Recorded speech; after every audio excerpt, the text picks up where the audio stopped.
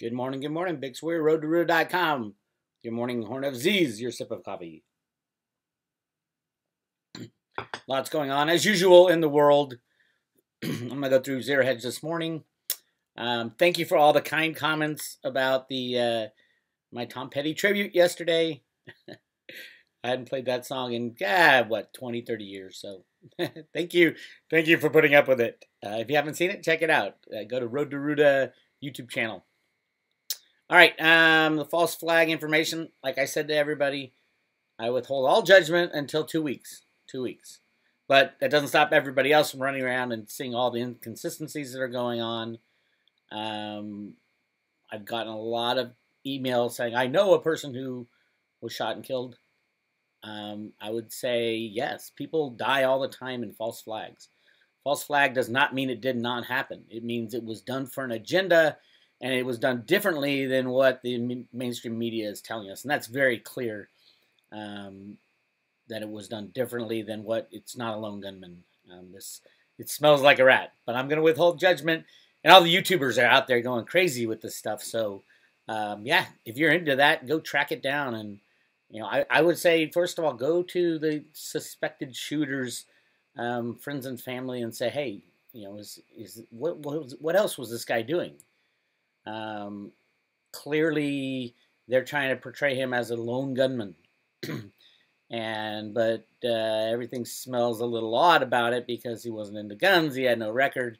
I think the only evidence of him buying guns was a shotgun and a rifle, and the shotgun obviously can't do anything from that distance.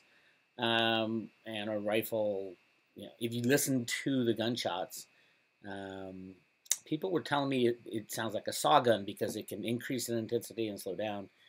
And whatever saw gun is, it's just a rapid fire, just sit there and go like that. Definitely very, very sad for those who got injured. A lot of the injuries were from being trampled. And whether or not there was casualties, I would assume so. Most of these false flags do have casualties. People are sacrificed by these people who portray these, who put these things together. And it's unbelievably sad that our government can't be honest with us about this type of stuff. But we'll wait. I'll wait a couple weeks, and then when the mainstream media fades on it, I'll probably fade on it as well. Because by then I'll have enough proof to say to myself, and that's all I'm trying to convince, whether this was a false flag with an agenda. Clearly there's people pushing an agenda now, gun control and all kinds of things. So, yeah, we'll see. Moving on. First pictures emerge of Vegas shooter's weapons hotel room. A hammer that was presumably used to break the windows of the room, which was on the 32nd floor, can be seen besides the gun. Why was there 2 rooms with broken windows? And then there's, all the flashes are coming from the 4th floor. Yeah. Again, I'm going to wait for everything to come through, and I'm sure this is much like the pictures from, the Kennedy assassination with Oswald. And there's supposedly the gun that was used. And it looks like an AK something, right? Interesting. And whether or not this is true or not, I don't know. And I think everybody should just wait until all the information comes out. And the mainstream media will not give you the right information. They have their own people giving, there's a lot of crisis actors out there. There was an ad for Vegas crisis actors placed 2 weeks ago. So, yeah.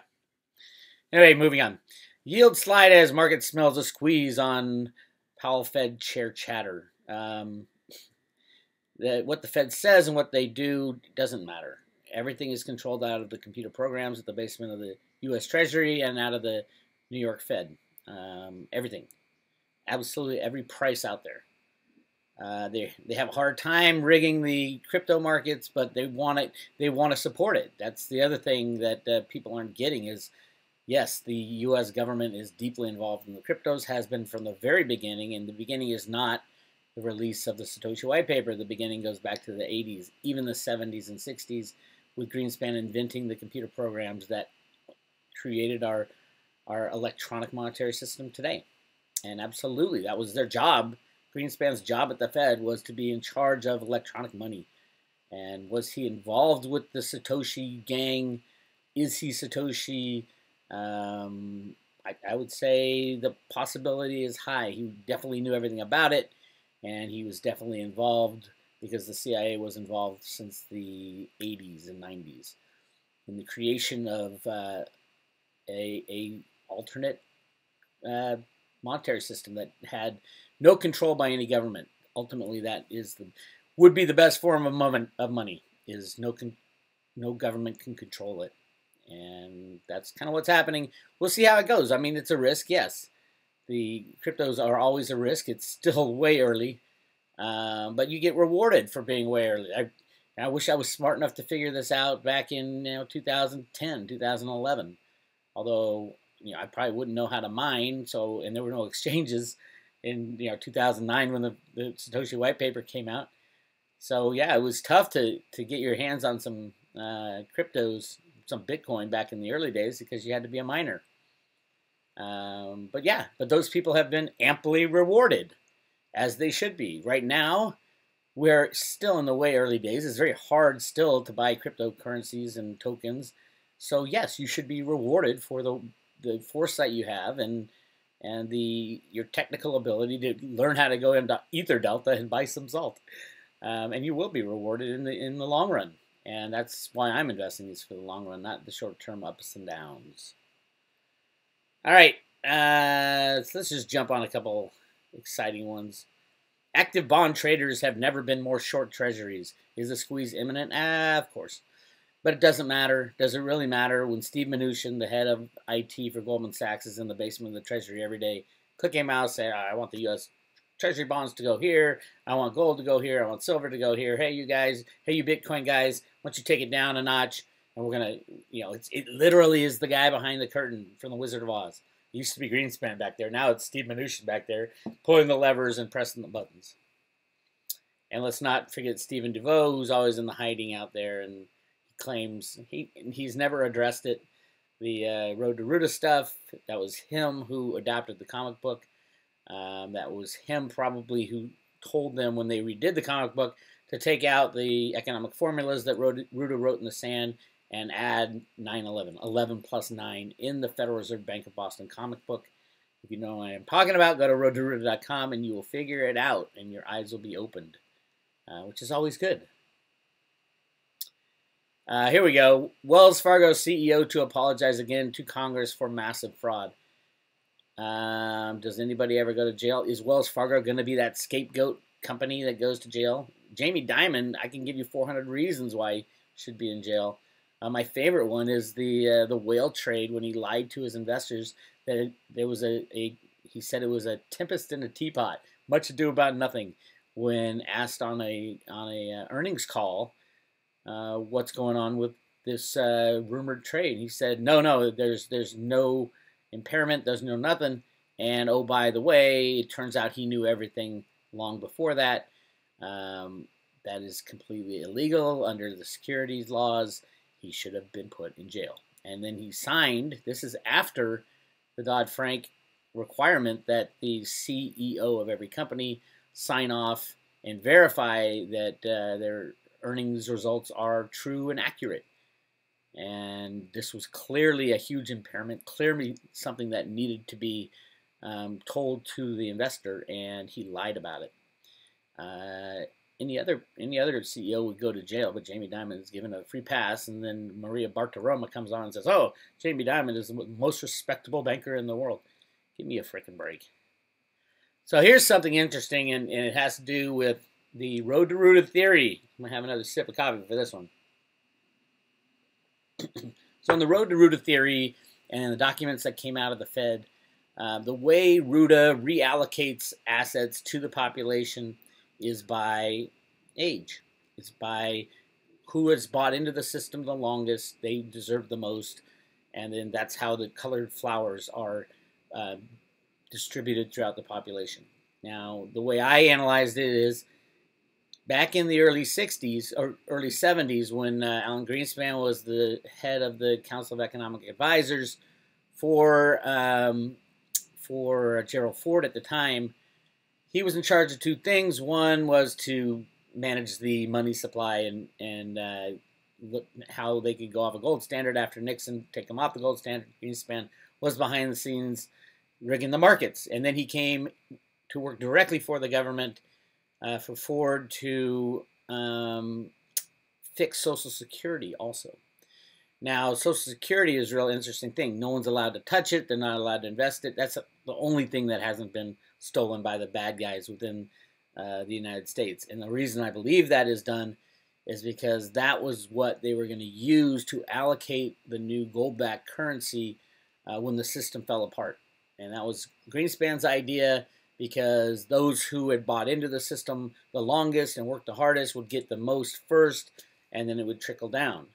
And that's what happens in the Roota comic. That's what was planned for the crash, the unbacked fiat system. And now I don't know if it can be done. Now that with the Equifax theft of all the data, all the Social Security numbers and related data, everything is kind of compromised. So how, if you don't do it that way, how are you going to reallocate money when the old system falls apart?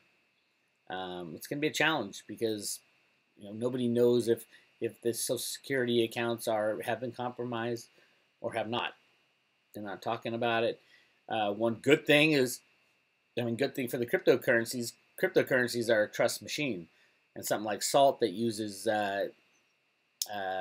cryptocurrencies as collateral for loans. It doesn't even care about anybody's credit rating or payment history or anything. Companies like that should flourish in the future because of the lack of trust that is our credit system now. And it's interesting because this will take that power away from the banks, the power to shut you out of their system because you have a bad credit rating. And whether or not it was their fault or your fault that you got into so much debt. Remember, banks create the debt out of thin air. They're the ones that create the money. The Federal Reserve creates a little bit of it, and Congress, but the majority of money out there is created at the bank level. When you buy a house, that's where money is created. And so the banksters know this, and that's why they always have to have a bigger and bigger economy, because you need to create the money to pay off the interest of the past. So without creating more and more money, everything implodes very quickly. We almost saw it in September of 2008, and we're going to see it again pretty soon, most likely. Ron Paul's still kicking out there. I love when he chimes in. He's getting very old, but his ideas were spread to so many people, and it's the greatest thing. He is truly an American treasure, and Ron Paul's the kind of guy that we will remember for hundreds of years after he passes away. So I love that he's out there still fighting. His son is still fighting. There's a lot of things going on behind the scenes with Rand, because he's knee-deep in the fight to take out the bad guys from behind the scenes. So good luck, good luck. What could possibly go wrong with tax reform? The answer, according to Goldman, is plenty. Will tax reform happen? Yeah, maybe in some way. The idea now is to print as much money as possible. So yes, all the projections are wrong, but let's just goes back to the original road of the Roota theory. What Roota wrote in the sand was called "On the Road to the Golden Age."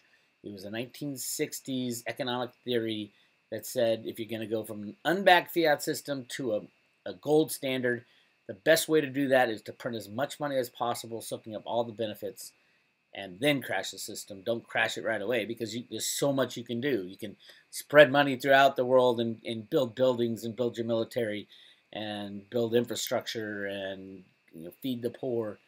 And then someday people won't trust that money anymore, and the system will crash. That's exactly what Trump is doing. He's trying to spend as much money as possible. Go for it, Trump. Keep it running. Russia does not exclude possibility of war with NATO. Don't know exactly where Russia would bomb. Would they bomb the NATO headquarters? NATO is a treaty organization. It's a bunch of different countries. Yeah, they're supposed to all come to each other's defense, but in reality, I don't think any wars are going to break out because there's good guys in charge of this whole thing. If there is any kind of thing warlike, it'll be very short. It will not be a World War III because that's what the bad guys want. And they have been taken out for the most part, or they are in the process of being taken out. Total stoppage in Barcelona, paralyzed by general strike. Barricades as protesters take to the streets. Catalonia is breaking away from Spain. They were the money maker for Spain. And like, screw this. I remember going to Spain, it must have been 10 years ago, and they were building so many houses there, and all the people from England were buying extra 2 or 3 houses because interest rates were so cheap, and the housing prices were going up because more people from the rich around the world were buying houses in Spain, which is great when it's you're in bubblicious city, but it sucks when it goes backwards, and there's a lot of backwards stuff that happens in Spain.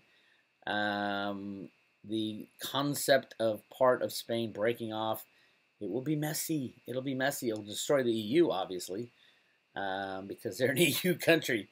So, yes, I think, and the plan to stop it militarily pretty much backfired. They voted, I think it was 90% of the people want to secede from Spain. So, nothing but bad things on the horizon for Europe. And if you remember, Lindsey Williams' original take was that Europe will go first and then the U.S. So, I think we're on the brink of Europe falling apart. And remember, this is just Spain. There's monetary problems in Spain too, but it's also going to be Greece and Italy and Portugal, and up and down all of Europe is being infiltrated with this open border policy. That the idea of it was to destroy the fabric of the nationalism in every country, and that's what was trying to be done. The Clintons and the Democrats were trying to do that. And the Republicans, truthfully, in the U.S., and that's what Trump was stopping. It's not that he didn't like people. He saw what was happening, the destruction of these nations by letting people in and having them suck off the teat of the government and destroy everything that people of certain nations hold dear, their culture and their way of life. They want to destroy it. And that way they can implement their one world government and all that bullshit. No, that's not going to happen in the United States, at least, and we will set the example. Everybody's kind of waiting on the United States because we control all the monetary systems and the exchanges. So everybody's waiting on the United States to pull that plug, and it will be pulled soon, and it will be chaotic and crazy, and you're going to wish you had silver and wish you had a little bit of gold, but mainly wish you had a lot of cryptos.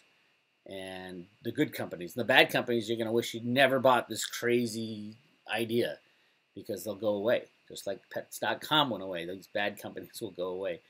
But there will be your Amazons and your Facebooks and your Googles. So pick carefully. Pick wisely, grasshopper. If I were to just get into cryptos right now, what would I buy? I'd buy Litecoin. LTC, Litecoin. You can get it on Coinbase. I think Litecoin is going to be absolutely needed and necessary in the transition out of the old system and into something new. It will be used as a means of exchange right along with Bitcoin, and they got these atomic swaps going on now. It's seamless at the retail level. So, yeah, get your hands on as much Litecoin as you can. All right, and then we'll finish on the Las Vegas shooter. There's only one picture. Other than conspiracy guys finding this guy at a Hillary Clinton rally. There's one picture of this guy with his eyes closed, looking hammered with a shot glass. Does that remind you of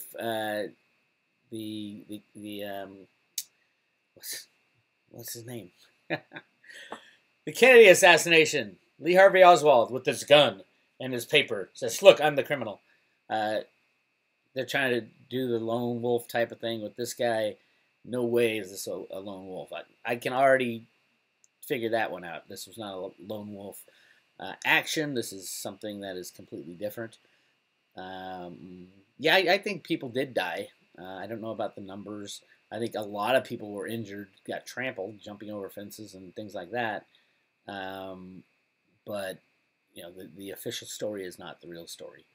And the real story may never be known, like a lot of them, like the Orlando shooting, Sandy Hook, 9/11. You can just go down the list, and there's so many inconsistencies and so many things about these crisis actors being brought in. Why were they brought in? You know, did CNN know this was happening beforehand? Did these guys? You know, is it all planned? Are we all being played? Absolutely, we're being played. But it's very difficult at the time it goes on to say, hey, keep an eye out for the false flag telltale signs, because people are very emotional and they're going to act emotionally when these things happen. And it's horrific thing that happens. But you got to think about, okay, why was it done? Who was it done by? What are they trying to achieve? Interesting. Very interesting. Can't wait for the final results to come out in a few weeks of exactly, you know, we'll get our hands around exactly who did it and why they did it and what was done in a couple weeks. And then we can say, okay, I get it, and I can move on. But some people just will stay on this for years and do all this research into who was the Stephen Paddock guy and who was he connected with and all that stuff, which is great if they're interested in that. For me, it's like I'll wait a couple weeks and then I'll make my decision whether or not I think it was a false flag or if it was you know, a real lone gunman type of thing. But everything I see right now is that a lot of the signs and signals are coming out that it was not a single shooter. That's pretty much been defined. And we'll see. We'll see where it goes. I hate ending on a sad note. On a good note, CBS fires executive who slams Vegas dead as country music fans who are often gun-toting Republicans. That might be a part of it, too. This might be kind of a poke at the to stir up another civil war. They've been trying to do it every which way, and it isn't materializing, so we'll see what happens when we go from here. This is Bix Weir.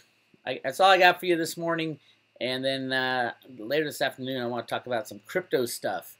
Some real cool stuff related to salt and the PayPie that's coming up, and I like the food coin, and there's lots of good stuff that is in our future. Some of it's a long way out, some of it's going to happen real soon. I think if you don't have any Vertasium right now, screaming time to buy. We're all waiting on Reggie's news with the Jamaican Stock Exchange. I think there's a lot of political stuff going on right now. Will they allow it to happen? Would they show the world that there's another way? Should be interesting. So I'll catch up to you in a little bit. This is Bix Weir. We'll talk to you later.